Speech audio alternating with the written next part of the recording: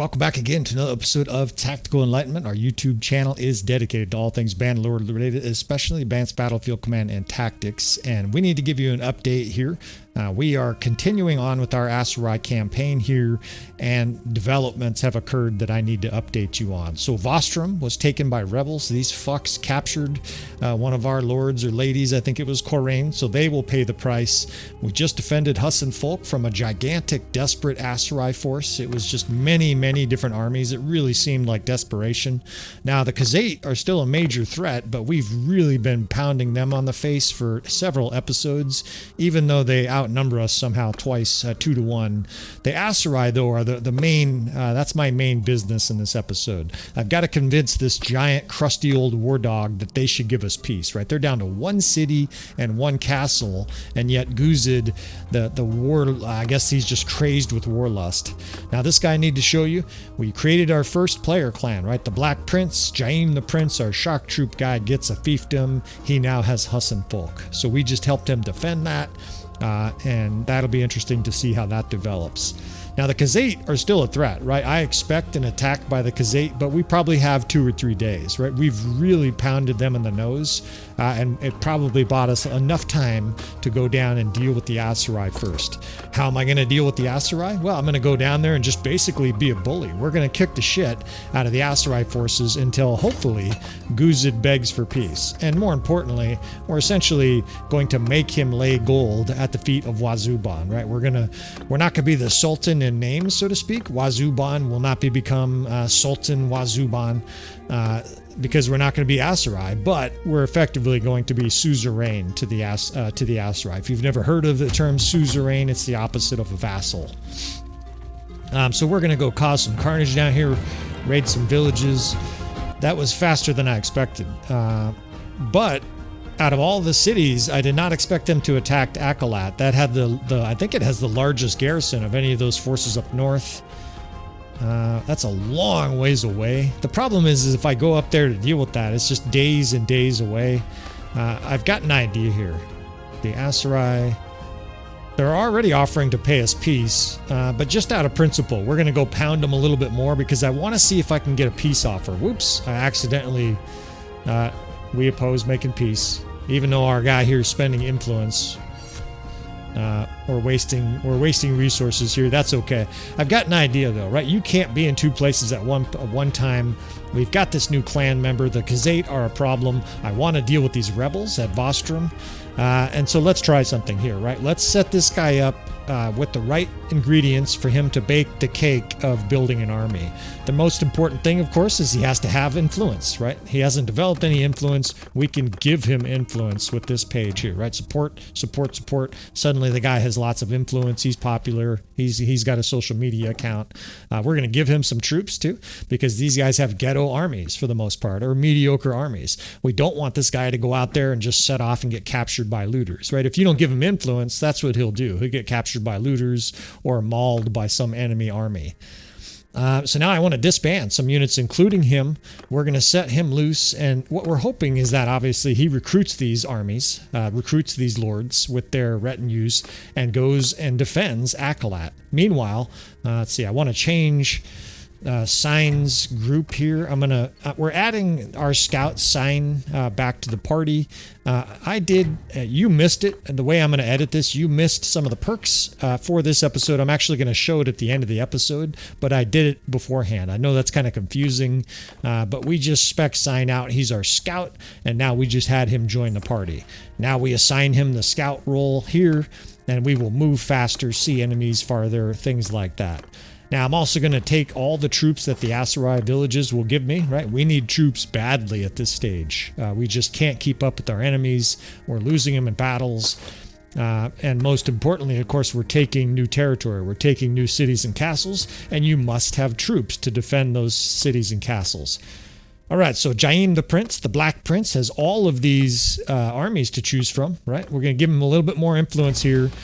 I don't know. This is one of those things that we all deal with, right? The system for your allies and your vassals is not good. That's being very kind to Tail Worlds, right? These guys do random shit. They spray paint the walls with like "F you Jews" and other horrific fucking racist shit, and they get banned from medieval Twitter. And you're like, totally fucking chastising these guys, and they go raid villages and shit. Okay. That didn't take long at all. Well, take all that back. Maybe this guy's a genius. He's going to form an army right away in this episode. We're going to raid every one of these villages as we go down here because we're going to need troops. In fact, this is a good way to get captured, but I'm basically going to go right up to the doors of what is this, Razi, and pound on them and say, come give us a fight, right? We're trying to pick a fight, just like that scene in Braveheart where Mel Gibson tells the English commander, not only must you leave the battlefield, you bitches, but your commander, in order for you to leave, before us letting you leave, your commander must cross the field, put his head between his legs, and kiss his own ass. And everybody's aware when he says that Mel Gibson's trying to pick a fight, right? He wants a fight. He doesn't want the English to parlay and leave. Now, the Aserai, they should already want peace badly. They have yet to send a peace envoy. I don't know if there's a grudge here or what. They've got a ton of lords, but there's not a lot of troops here, right? It's 20, it's 86, it's 88. I mean, I still may get attacked, but I have a trick up my sleeve here if this doesn't work. Obviously, what I'm trying to do here is engage in a huge battle, and I don't care if it's twice as many troops as us, right? Bring it. We've got our tactical tool bag, just like Mel Gibson. We've got our spikes ready to kill their cavalry and some fucking flanking hidden nobles and some other diabolic shit planned. But this is what I was worried about. So they won't attack us, right? So what do you do here, right? I want to fight, and they won't fight us. Well, let's go ahead and give them bait. In fact, we're going to give them fat, slow bait. This gal here has a lot of good troops. We're going to take all her good troops, including all her cavalry, and we're going to give her nothing but fat, slow infantry, recruits and fucking whatnot. And we're going to basically disband her and then leave. We're going to leave this gal, right on the front door of Razi here and say, well, here she is. She's all yours. Capture this force, and the AI won't be able to resist. Now, you got to be careful you're distancing here, right? Because, of course, she can get killed really quick. But as soon as they're mauling her with 10 armies, we're coming back, right? Of course, we're here to save the day, and we're going to pulverize all these Aserai forces. We're seriously outnumbered, but the power bar gives us an even chance, which you guys by now understand. An even chance on the power bar means this is going to be a massacre. Okay, it's throwing us right in here, and I've got to divide my units again. I apologize for this shit. This shit just comes with the game, right? When you join a battle like this, even though we should have all the time in the world to organize, it doesn't give us that time. So switch a few divisions here, 4th to 7th. Nah, fuck, I'm fumbling with my keys. Apologies for this, apologies. We'll set some horse archers in the 7th, 8th, cavalry in the 2nd, 3rd, archers in the 4th, 5th, and 2 infantry divisions, the 1st and 6th. And then we're going to assess what we have here, the landscape, what the Aserai have, what they're doing, and come up with a plan. I'm going to start using these hills. I'm going to use the other side, I think. There's not a lot of room on that side of the map. I don't want to get pinched in there too bad. Let's try this other side. There'll be more room to kite, more room to pull back horse archers, and more room to deal with their Jav Cav coming in. They're going to have a lot of Jav Cav. Over on this wall here, of course, we will put some archers. I'm probably going to split the archers and hope we can draw the enemy down the middle of this valley, right? We can create effectively just a kill zone in the middle here. The 1st and 6th divisions will be effectively creating a V shape in the valley.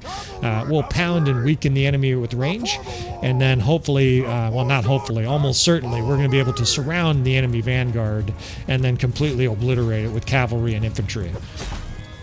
They outnumber us, so there's going to be a gigantic infantry vanguard, but that'll just make it sexier when we swallow them up. Alright, thrashing some guys here with a really slow polearm. He's starting to get a little faster, but it's a really long polearm, and his skill is still pretty weak. This is a weapon I'm using in battles like this, where victory is assured. Apologies to the guys who want drama. There's a 0% chance we lose this battle.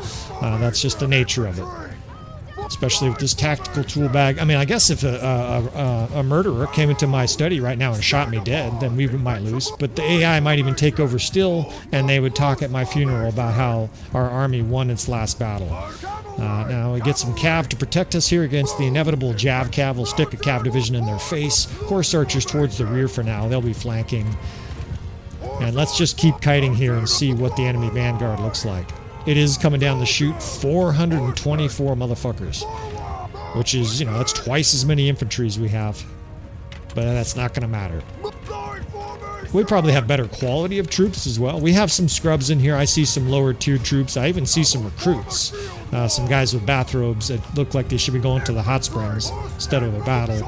But we'll be all right. I see a lot of guys in the 6th Division with bathrobes. I can recognize them at a distance because of the color schemes we have. They're really bright. They're like bright red and black because, of course, their robe is one color. It's all bright red over there. All right. Let's go ahead and pull this 1st Division up. We'll pull the 6th Division up here. These cav divisions are blocking pretty well, but they can get in the way too. The horse archers are doing some good defensive work back here. And now we just got to make sure we don't get pulverized too hard by their horse archers. Their cav is really running through, but they're going to pay, right? They're suffering losses that whole time. Now, their enemy vanguard has entered the valley. They're all dead, right? We're going to go ahead and flank with these 2 infantry divisions. Let's move the archers back to horse archers to the very rear.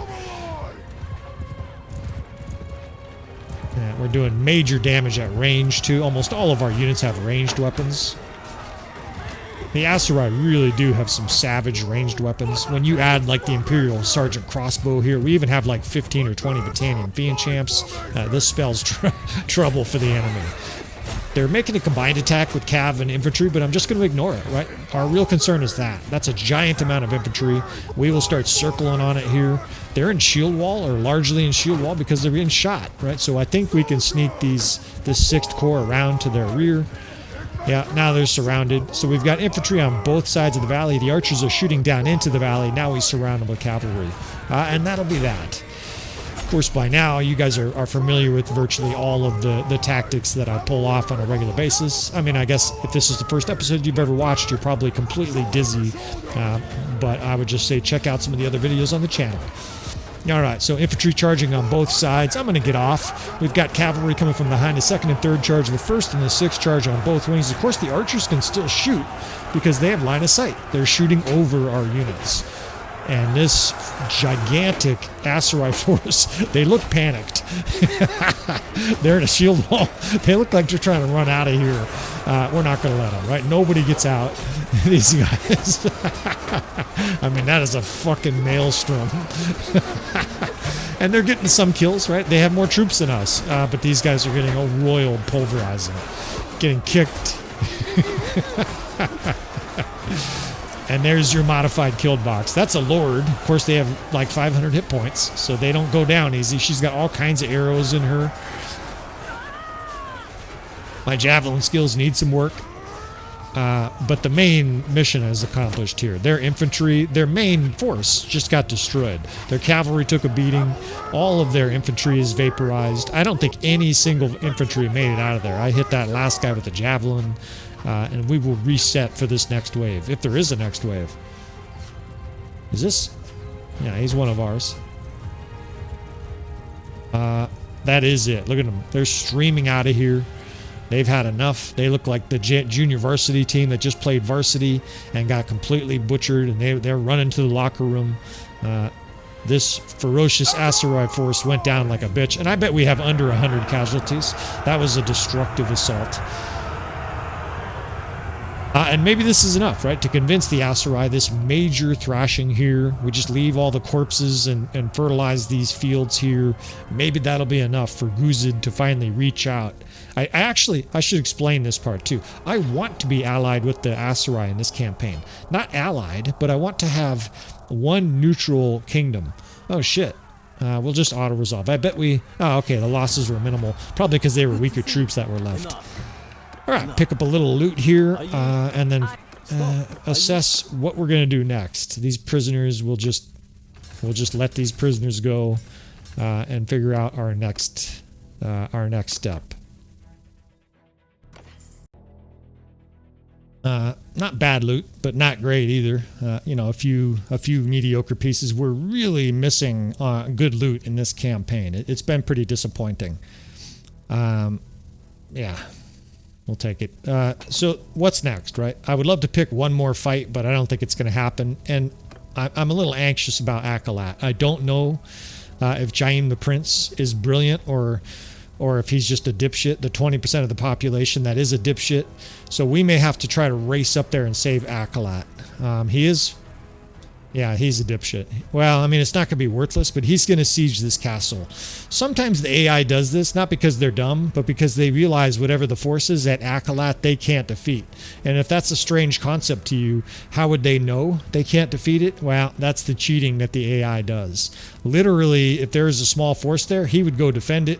If there's a big force, he won't. And the reason is because the AI, oh, look, this is going to work. He's offering us 3,000 gold effectively. It seems like the AI here won't offer peace, even though clearly they need peace. We're going to go ahead and say that Khuzait handshake deal gave us peace, right? Sent the courier, the all-important you know, it's idiosyncratic. It's semantics, really. But we're basically saying Khuzait approached us for peace, right? That way we can power trip over him and all the other shit that alpha males and fucking the chimpanzee called human beings do. Corain has given birth. That's good, right? This 44-year-old mom, 45-year-old mom. Hooray. That's good shit. Of course, her baby's not going to matter in this campaign. And if it does, nobody will be watching because it'll be episode 137. So I am going to try to race to Akalat. I don't know if we can make it there. That might help a little bit. We got a herding penalty. We don't have enough troops. We have too many horses. I collect horses all along the way, and we're not particularly moving quickly. But we got a shot. It's going to be close. I've become very good at detecting distances at Bannerlord and measuring effectively. Can I make it there in time? Right, and this is going to be close. 346. The random soundtrack playing even sounds like race music here as we race to try to save this citadel. Now, finishing off that point about the Aserai, we're going to be potentially fighting all the kingdoms in this game because I'm not going to take peace from anybody unless they offer us a lot of money, right? If a kingdom offers us 10,000 gold, maybe you'll have peace with them. But a lot of these kingdoms, we're not giving them any peace. Fuck them, right? We're going to conquer the world. And even though it would be strategically beneficial, we're just going to say that's a ground rules, right? Jaim the Prince takes that castle, and I think we are going to make it there. 180. It's going to be overnight, but then we'll have the day to travel, and the day will be much faster. We're going to arrive. So we'll see what's there, right? Why did this guy not go defend? There must be a big force here. Now, our dipshit noble, unfortunately, this Jaim the Prince is going to spend some of that freely given influence trying to get peace. That's quite a few. That's over 2,000, I think. So we've got a big brawl here. And this might be Khuzait's last stand. It almost felt like the Aserai made a last stand in the last episode, and we throttled them. The Khuzait have really been reeling. This is like a boxing match. We're in the 9th round. They're bloody. They have one eye they can't see out of. And by the way, I'm just going to steal all her troops and give her the worst troops because we want to give the best troops the hit point benefits from Wazuban. We want him to give all of his perks to the best troops, right? This is just a little thing. Incidentally, if you really wanted to exploit this, what you would do is you would go up to the army, and you could do this with as many troops as you had in your companion armies. Be right at the edge of engaging the enemy, and then pour all of your troops onto your main character. Unless there's a coding rule, where you only get the bonus up to the maximum total number of units you can withhold, 352 or whatever. I think you would get the bonus for all 800 or 900, which definitely seems like an exploit. You probably won't see us do that in this campaign. It's not something I've done before. I just think that would work though. Okay, so power bar, we're a little bit underdogged here. Again, you know my response to that, right? That this is, well, I don't want to say this is going to be easy, but this is a battle we should win.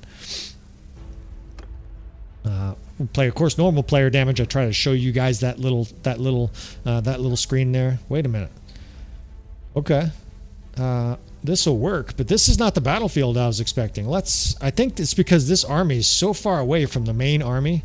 I'm gonna move, right? You can reposition, especially in a situation like this. We can just leave and we can try to fight one of these other armies. There's usually a big valley, which is much better for fighting a huge force of Khuzait. And we're going to use this advantage. I don't consider this cheese. Let's see if this is the same battlefield or the other one.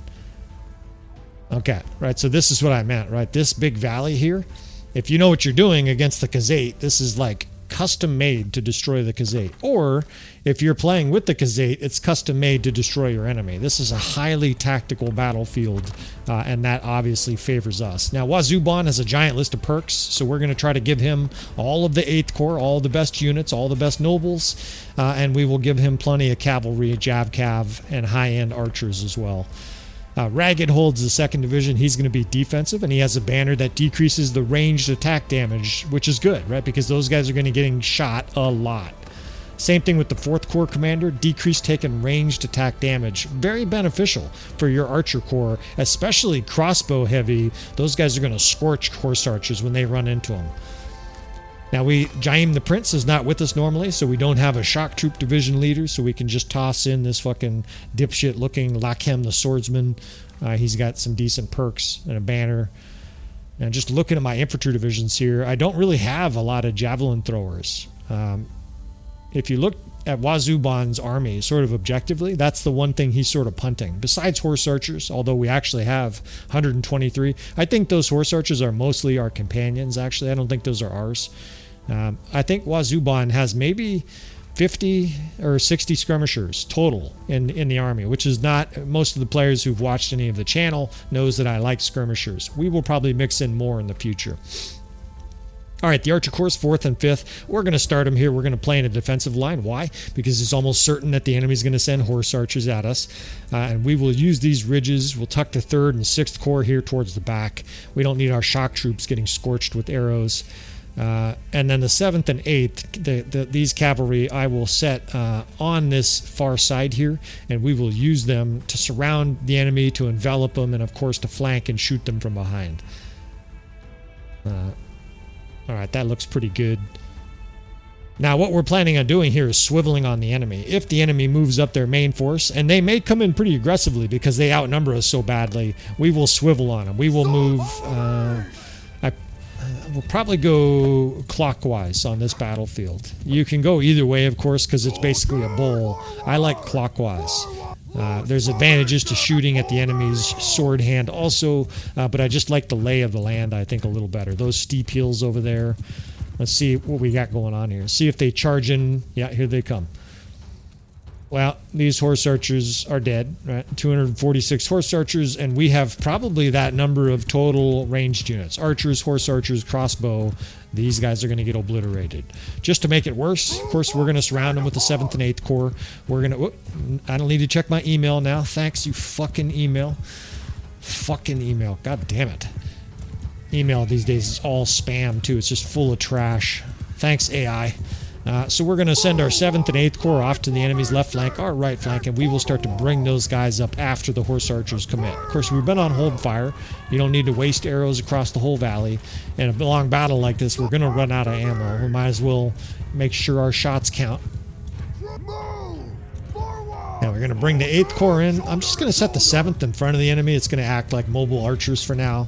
And we're going to basically slide in behind with the 7th and 8th, charge with the 1st and 2nd, that's infantry and cavalry, while our archers pound the shit out of the enemy. I'm trying to trap them. I'm trying to essentially hold them still. This fucking guy trying to shoot me, motherfucker. Trying to hold them still so we can scorch them with our archers, horse archers, and of course we'll be pounding them with the 8th Corps. Now look at where these guys are. These guys are in the worst spot. I have the 1st and 2nd Division just right there. Those guys can be told to charge. The 7th and 8th, if they can get here quickly enough, are going to really make a roadblock here for these horse archers. Of course, these horse archers are really penned up, and it's about to get worse. Here comes our cavalry, right, in a big old line behind us. Now, the enemy's troops are moving up aggressively, so we're only going to have about 30 seconds to pull this off. 1st and 2nd charges down into the valley here. The 7th and 8th horse archers actually just want following me to create a giant traffic jam maelstrom, right? I don't want units to move very easily here. Fuck, those archers are pelting us. Well, we're still doing major damage to their horse archers, and that's the priority at the beginning. Once you disable the Khuzait horse archers, the whole battle becomes a lot easier, especially since their troops are in the valley. Those archers are dead men. It's just delayed.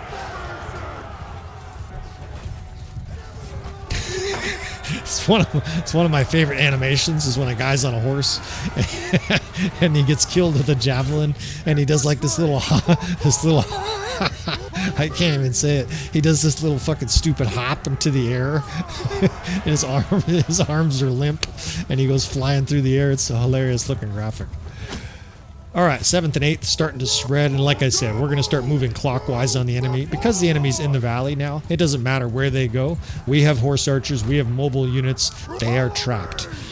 We basically get to exterminate this Khuzait force how and where we want. So we're going to start to swivel our units around. The reason I'm swiveling is that way they have no retreat, right? They're going to eventually want to fall back to their reinforcements. They're not going to be able to, right? We're going to cut them off. All right, 8th Corps, 7th Corps over there. And I know that's a blur of commands. It's probably annoying to listen to. I wish I could lower his voice sometimes. Be like, all right, silence the commander. Shit. God damn it. You got to be careful with these stupid fucking hills. Your horse will just go flying off like it's an X Games event or something. All right, these are Khans guards. These are a problem, right? We've got to deal with these guys. Drop their horses at least. Obviously, once Khans guards are off their horse, it's a lot easier to kill these fucks. There's a noble. Obviously, we're targeting nobles with fucking extreme prejudice. These guys are going to be highly lethal. Fucking so lethal he killed my horse. Well, let's see, who do we got here? What division is this? This is the 3rd Corps, 2nd Corps, whatever division. They're in a square. We will now borrow a horse. Sorry, fellas. In fact, I'm taking, looks like my brother's horse. Give me your horse. And now we can tell them to remount. They're in a square, so it's helping them a little bit. Of course, we have some horse archers helping us here, but I gotta have a horse for this battle, at least the early stages. There's a lot of shit going on. There's a lot of ridges. I need this line of sight. I need this visibility. This is a very complex tactic we're pulling off here.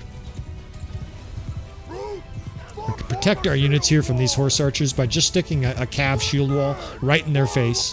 So every time they come over that ridge, there's a big line of iron and fucking horses. Behind here, I have the cav division. We can put the 3rd Corps right behind them, basically. Now we start moving units up, right? I've got the 4th, 5th, 6th. Those are range divisions. The crossbow, archer, and skirmisher archer divisions, the 6th. And you can afford to be systematic here, right? We have horse archers and cav effectively between where the enemy is right now and where their reinforcements will come out. So even if they retreated, we would charge and wrap them up, right? We would cause massive damage on that wrap up. Now, the enemy probably still thinks they're going to win, right? They're definitely not disengaging. In fact, they're charging our crossbow. Let's square those boys. I'm going to square them, and I'm going to be the rear guard myself here, right? We're going to fucking help these guys deal with this big cav charge. But squared crossbow are incredibly powerful, and this is why I like this division being all or mostly crossbow and elite units, right? We scorched this cavalry charge, right? These cavalry came in here, and they got absolutely mauled. The death spam is highly in our favor, and I'm keeping an eye on their archers in the valley, but they're out of range, right? Their archers can't hit us. If they are shooting, they're doing 2 and 6 and 3 damage. They're not really a threat. Over here, we can have the 1st Division charge that cav. The center is holding beautifully. There's a line of horse archers coming up, but these guys are just the next units to die. We have such a strong defensive position. As long as we don't make mistakes here, this is going to be a massacre. All right, you see the divisions down the valley. Let's start to surround them. 4th Division off to the enemy's left. I'll try to enumerate or what do you say? Demonstrate. Anyways, yeah, you know what I mean. I'll try to explain all the steps we're taking here.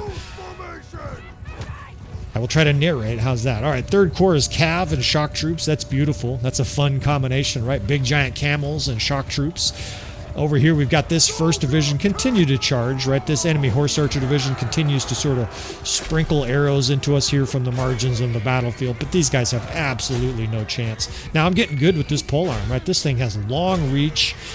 I'm getting a little faster with it every swing, right? Because our skill levels are going up, and it felt like I just killed their whole cav horse archer division myself. All right, those guys are literally dazed in the valley like they expected, I assume. The 8th and the 7th Division off to the enemy's left, or right flank, our left. We'll give them the 1st Corps Infantry too, and we're going to start to close the vise here in a hurry. I'm not going to mess around here. We could sprinkle them with arrows for a while, but I don't really want these guys to get away, right? We're going to move in aggressively. The 3rd Division can be pulled in here. It's an encircling thing. Now, these are reinforcements. These dipshits are trying to tiptoe across the battlefield. They look stupid. It's a bunch of low-level archers, but it's not really going to affect anything. The enemy seems pretty paralyzed. Now, they're still scoring kills, right? The enemy has good troops here, and there's a bunch of them. We're outnumbered. But this 250 or whatever troops this is, these guys are about to be completely annihilated.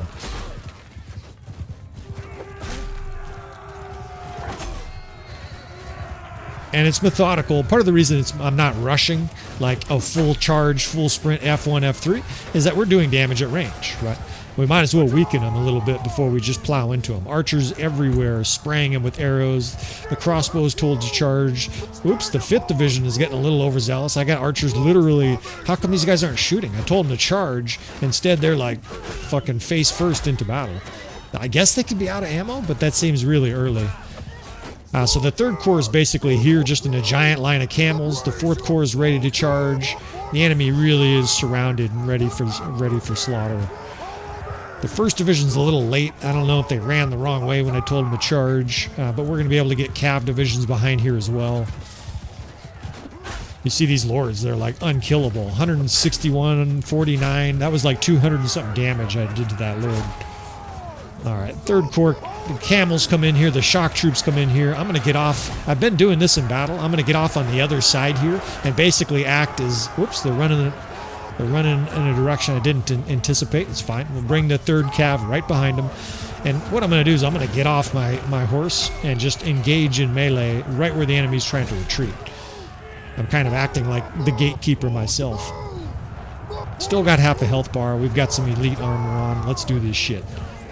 Wazuban likes the intimidation factor, too, of being on the ground, hacking people with his axe. It's got to be intimidating, right? There's this huge mountain-looking motherfucker just mauling everything in sight. You know the enemy's terrified, and they're acting like it, right? They're running. Of course, they're trying to reform, but they're getting slaughtered while they're reforming. I've got a camel escort. We're just going to keep these guys with us here as we plow our way. Behind us are shock troops, archers. I might as well have this thick line of cav armor, right? We'll just push forward with them.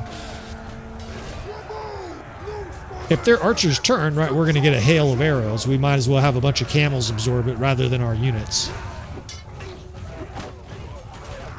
All behind us, I just see destruction as the enemy's getting swallowed up.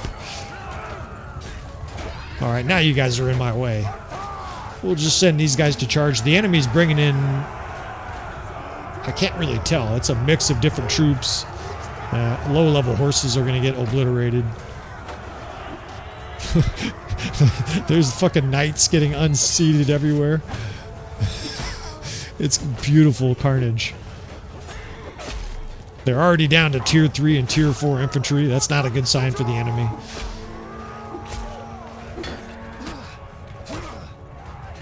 They got archers up here, but we're closing with cav. We can get our camels put right in the face of all these archers.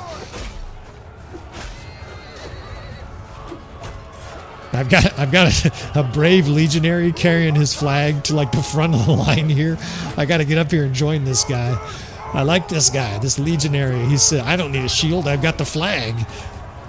I'm fucking warm with the zeal for my kingdom, right? This guy, I love this guy. Look at, he's knee deep in the enemy. He's up there hacking at people.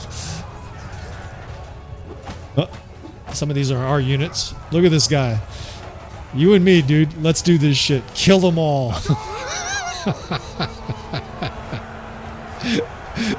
This game is so much fun sometimes. I got a legionnaire holding up his pilum or pilum or however you pronounce it, and him and I are going to take on these Khuzait fucks. Here comes the camelry. We must have 80 or 100 camels in this army. We have had the Jawal as our whatever you want to call them, mercenary army for, I think, the entire campaign, at least the entire time of independence, right? Where we became the Banu Beni, the Banu Wazuban, right? We've had these guys the whole time, and it's been awesome. These camels, they're not great, right? I would prefer lake rats, I guess, but for the theme, this is amazing, right? There's like camels everywhere. there's camels everywhere. They look huge. The guys wearing the uniforms on top of them look amazing. They're all bloodied up. And I'm digging this shit, right? This campaign has been a blast. And the steamroller is on, right? This is fucking low-level Khuzait units just waiting to be slaughtered. We've already mauled their first 2 or 3 waves, and they may rout off the battlefield. I mean, I would run. It's just an organized force of high-level troops, mostly uninjured because we've just butchered everything in sight. And they're getting pummeled. And they really do look like they're just fleeing off to the steppe, right? They're heading away. They're going to go reform their bands. With some serious poverty here. It's a beautiful scene with the mountains and the clouds and shit like that. This game is incredibly beautiful. I mean, so many diverse scenes. And obviously, I'm feeling the ecstasy of another hugely successful Vital battle. Obviously, this is a battle I anticipated winning. I do try to keep from spoiling the likely results for you guys, but obviously, when your army is rolling along like this, it seemed likely that victory was probable. Do a little bit of farming here. Die, you bastard, you are dead. I love the WWF trash talking. Like they're already having their arm cut off by a huge Arabic warrior, and then as you're fucking falling to the ground without your arm, you are dead. Just trash talks you. Then you get trampled by a camel. At least it's digital shit. This would be horrific in real life. Now this landscape is just picturesque, right? I'm going to put my castle right here, and Wazuban is starting to feel like things have truly come together. Under 200 casualties here against, 2,300, 2,500 Khuzait. We're now starting to steamroll everything in sight. Now, Khuzait, to be fair, is completely worn out with war. We have been bashing them now for literally 5 or 6 episodes. And I sense another little break here. I'm going to save you this part here. We're going to take all of these prisoners to the city, and I will just simply save you a little bit of editing here before we continue on with our rampage. All right, fellows, I've done the best I can over this very extended play session of almost 3 hours to essentially snip together some of the important parts and also skip over or fast forward some of the parts that aren't as interesting, right? You don't need to see me dumping 50,000 into every city so that their projects advance. You don't need to see us ransoming just scores of prisoners. So I've done the best I can to sort of snip these files together and make it so that it's not too jarring or discohesive.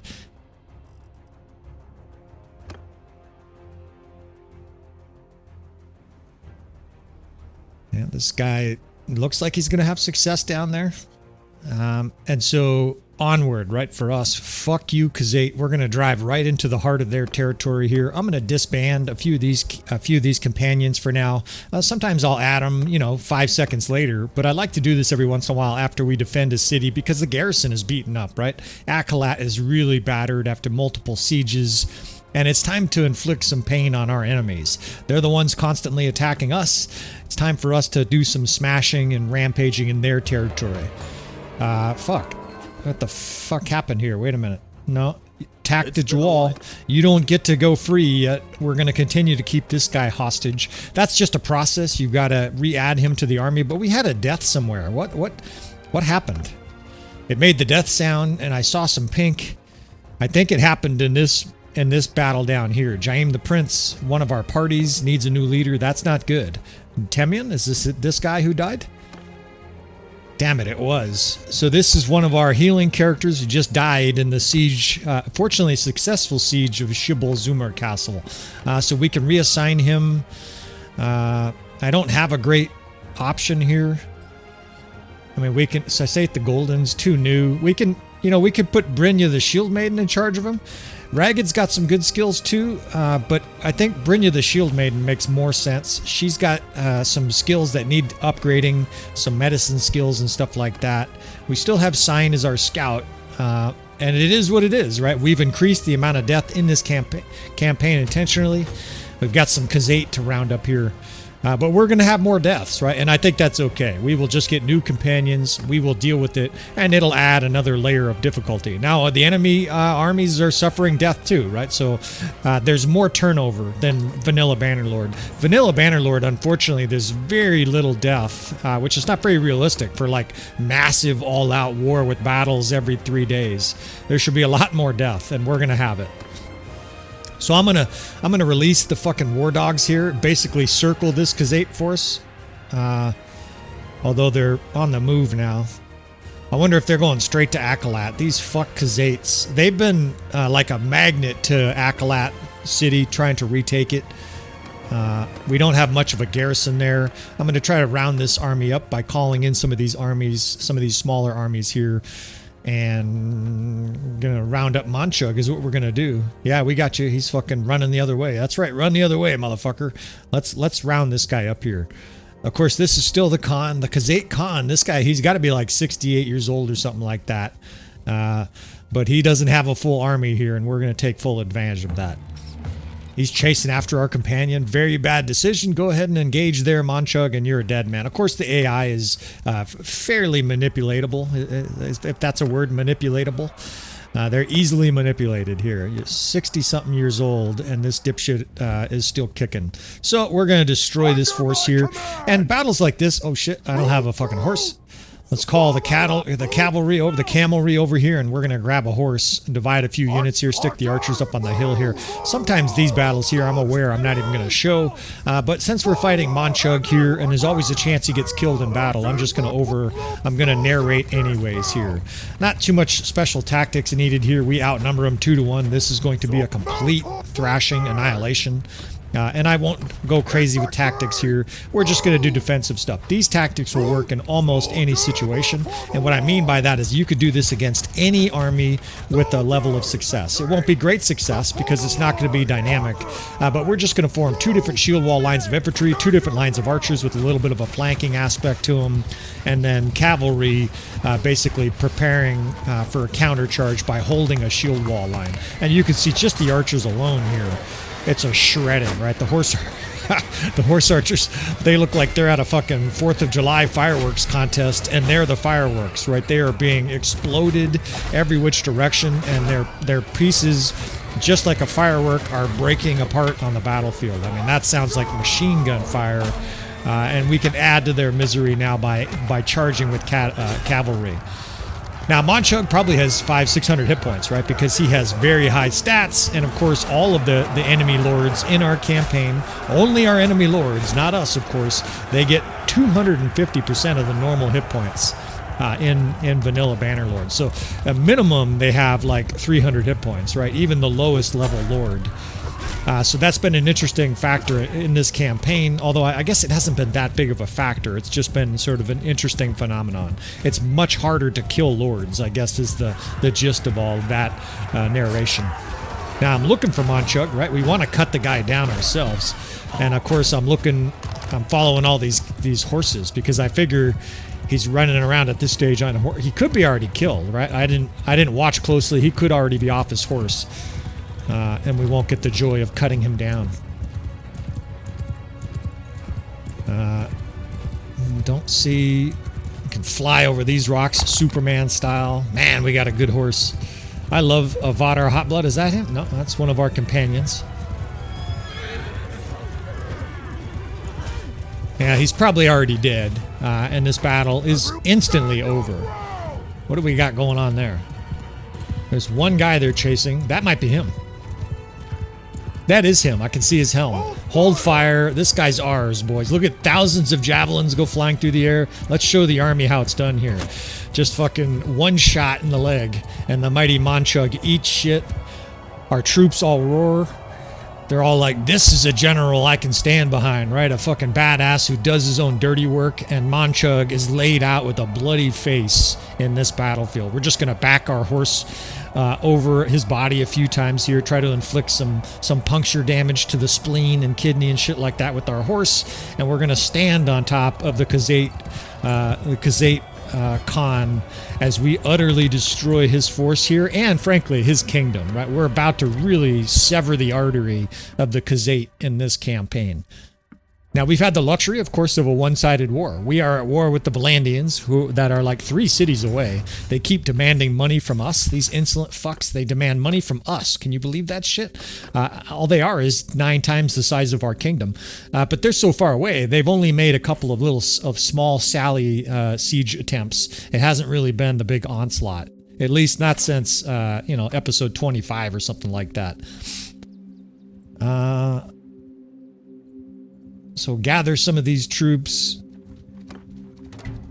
Where did that Khuzait force go? They must be sieging, these motherfuckers. Here. This guy just took this castle, right? Let's reward this fella. Good job, Jaim the Prince. Off to a good start. He's not really an ideal leader of a new clan. He's got terrible leadership and shit like that. And this Khuzait force is going to get throttled, right? We outnumber them. This is that same battlefield that we've already throttled them a few times. This is the kind of thing where I'm not even sure I'm gonna save this, but I will just keep. Yeah, we didn't show you too much of this battle because frankly it was a total massacre. As you can see, worse than a 10-1 KDR against the Khuzait here. This battlefield with our army against a foe where we outnumber them, it's just not worth showing you these fellas. I'm going to show you some battles like that, but not very often. So we will do some after narration here, and anytime you see after narration here, understand that this is a combination of normal playthrough like this, where I'm actually narrating over my previous narration, and then there are going to be times where I also speed it up, right? And that's simply because if I showed you guys every minute of this campaign, it would be like 300 episodes or some insane thing like that, and nobody's going to sit through that. So I will do my best to narrate here. We won't talk as fast as the video, otherwise we won't be able to understand me. We picked up this new companion, of course, to replace the guy who died.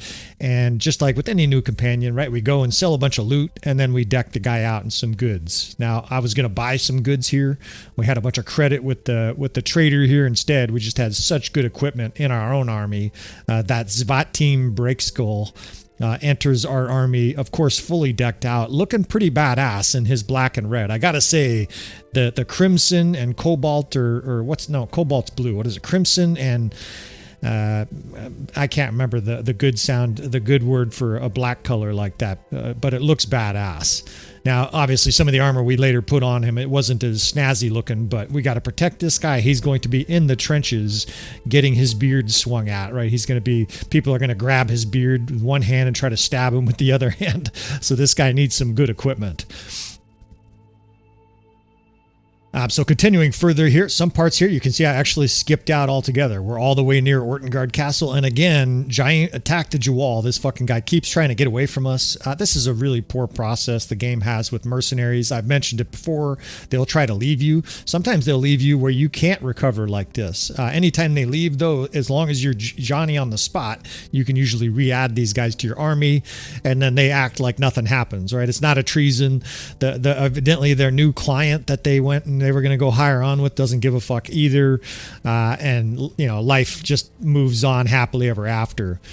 So now the siege of Ortongard here, and we're deep into Khuzait territory at this stage, but we're trying to inflict a mortal wound at this stage, right? We're trying to really put the Khuzait on the back burner so that we can start attacking other kingdoms. Now, again, I've mentioned it before, we have the luxury here of fighting one kingdom, right? We're effectively at war with the Valandians and the Khuzait, but for all intents and purposes, it really is just the Khuzait at this stage. The Valandians are heavily busy. The Valandians are really under assault by a lot of different kingdoms, and that happens when you get really big, right? Ask Napoleon in 1810. Ask the Germans in 1920, right? 1918 or whatever it was. If you try to fight everybody, generally you lose, right? That's just how it works. All right, so I've snipped together some of the parts from this siege. Again, I didn't want to show you the whole siege because it's a fairly run-of-the-mill siege. You look up at the power bar and you could see that the black, which is our army, and I think that's pretty badass, actually, that our army is a black color. You know, we were just not threatened here in Ortongard. They had like 800 defenders, but we pounded down all their siege weapons so that the only thing they could do is basically try to defend with militia. They did have a lot of archers, and I've sort of clipped together some of the maulings here as Wazuban carved a path through Khuzait territory here.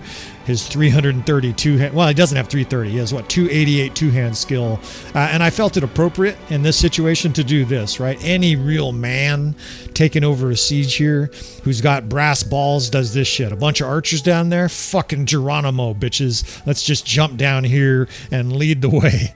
Now you can get killed doing this too, but I had a full health bar. These were weaker archers, so I decided just to maul them there.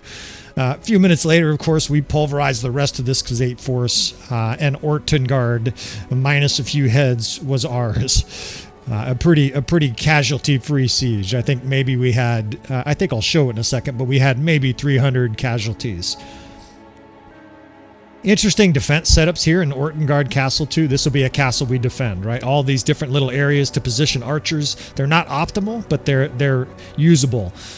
We lost I Am the Jawal, but these minor clans, they just automatically regenerate a new guy, so that is really not too big of a loss for our campaign. I'd much rather have the minor clans die than our own characters, right? Our companions. Now, this was an incredible find. This city, deep in Khuzait territory, had two, not one, but two Khan's coats and plates. Now, of course, I wish they were masterworks or whatever, but look at how nice those armor pieces are. And these were the first really nice armors I've found in any store.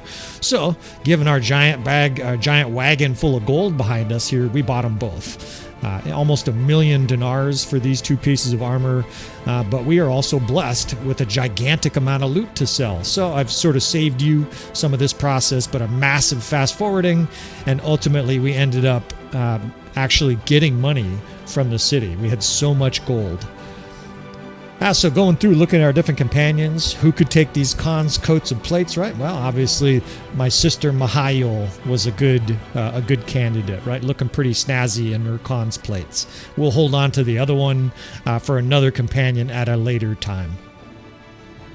A little bit of party maintenance here as we move some of the troops to the garrison of Ortongard. Admittedly, I'm starting to defend these cities less and less the further away from we get from our homeland, and my philosophy is essentially this: we're not going to be able to maintain these cities, not right now.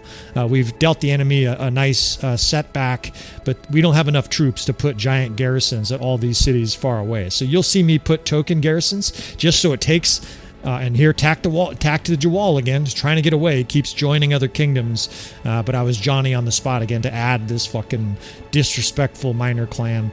I wish I could punish him. Actually, I guess I did. Maybe the reason he's leaving is because I threw a javelin into his spleen like 4 episodes ago. You may not have seen it, but he was being disobedient in a battle, and I chucked a javelin at him at the end of the battle.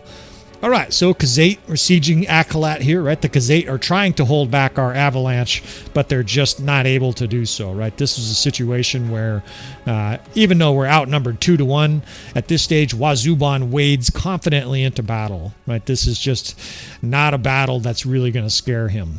Now, I'm still going to show this battle in hyper speed, although I will slow it down for a very critical thing that occurred during this battle. We'll make sure that you see every moment of that. But these battles here, I'm trying to do more RTS overhead, because I do understand that there's a fair percentage of people watching the channel, watching these campaign videos, trying to understand how to deal with situations where they're highly outnumbered. And hopefully these RTS views help those players with that. Now here's the vital critical part that occurred in this battle. Are you guys ready for liftoff here? This is what you've been waiting for, right? We get a little flying horse action. I've never seen it fly so high, especially in the RTS mode. There you go. I'm sure that just that solves all of the problems you're having with Bannerlord. You just need to know about those flying horses. I digress. Of course, you guys got to let me have a little bit of fun here. Try to keep things lively as we push forward in this campaign.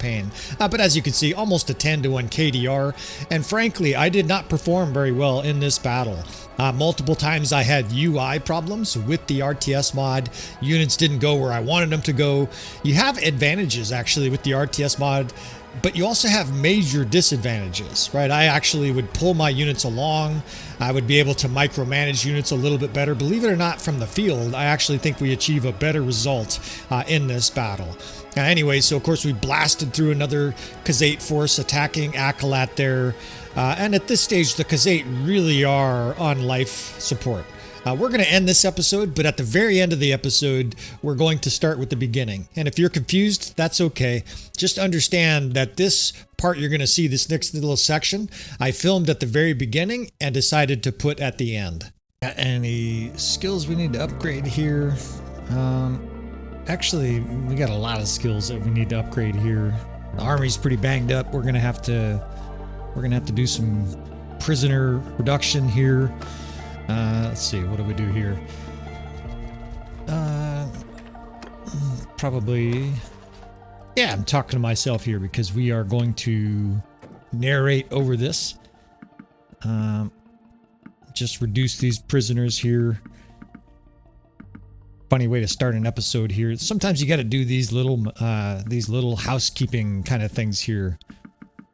You know what? I will narrate. I've been kind of mumbling to myself for the last 20 seconds here because I logged in, loaded up my save game, and we had just defended Huss and Folk from this very large Aserai contingent. Seemed like the whole fucking realm attacked. It seemed maybe like a desperation attack. It was all of their resources, it seemed like, and they got destroyed.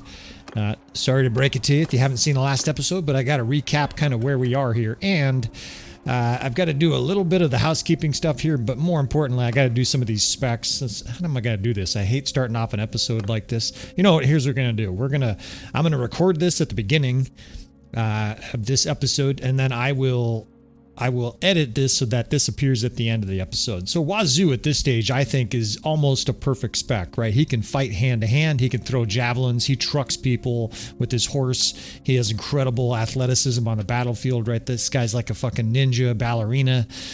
He's got good perks coming from his polearm skill. And of course, vitally, he has 10 intelligence, right? So Wazoo Bon is smart. He knows how to siege. He's a good steward. He's a beast. I think this is an optimal spec, at least for my skill. Now we're just going to take you through the characters here. Of course, Coraine is one of the strength and AI mod characters, right? She's the wife of one of the characters. So is Rayma. So these characters aren't going to get stronger, but it's nice to have a few strong companions in the army. They're actually kind of poorly spec'd, as is Arwa, but they have their value.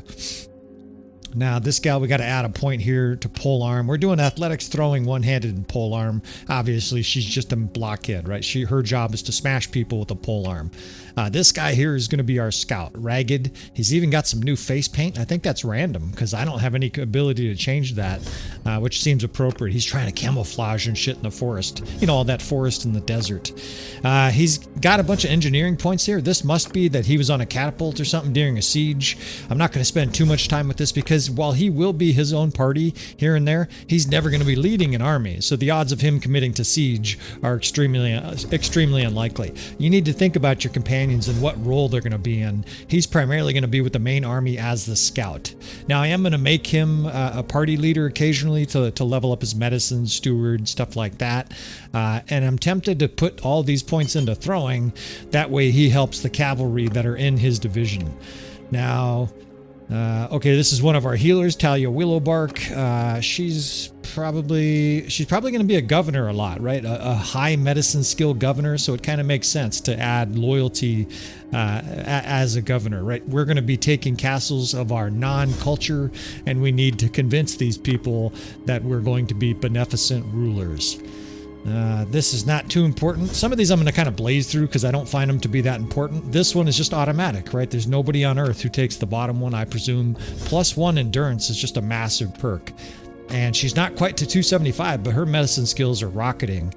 And +2 troop recovery rate. We like that, right? That means her troops are going to heal faster in the open field.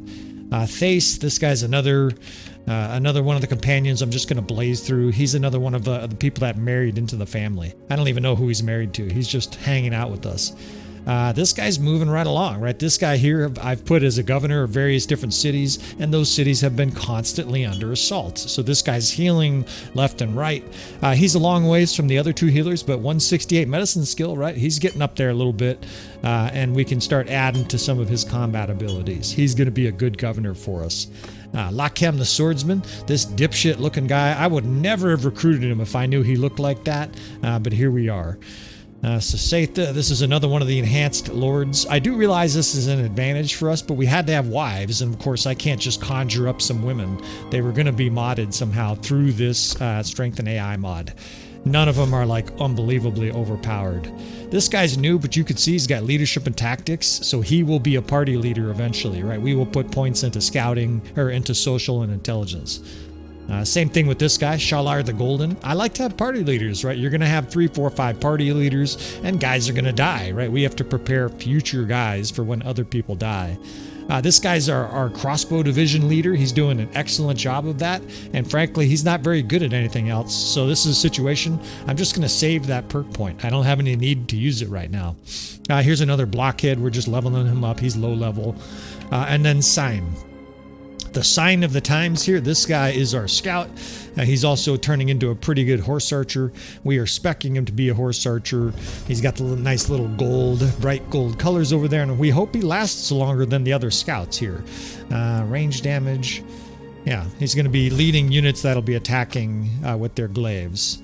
Some of these perks, again, I'm not even going to explain them. +1 endurance, I'm automatically going to click that. Now this is important. +2.5 travel speed when the party morale is higher than 75. How often do you think that is, right?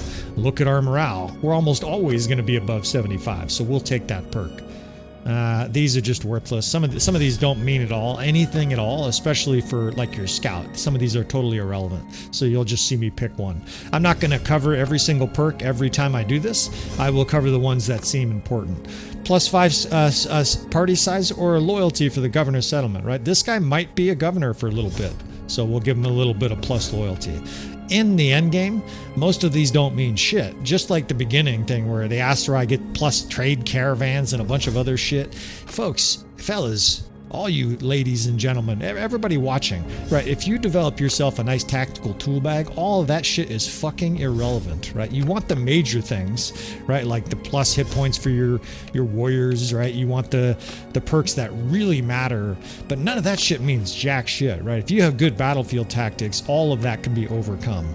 Now this guy I want to take Sign's place, so we're recalling this guy and we're going to replace him with Corain as the governor of Danustica. So we'll recall him to the party, and then we will switch him out with Sane. Now let's see, what do we do here?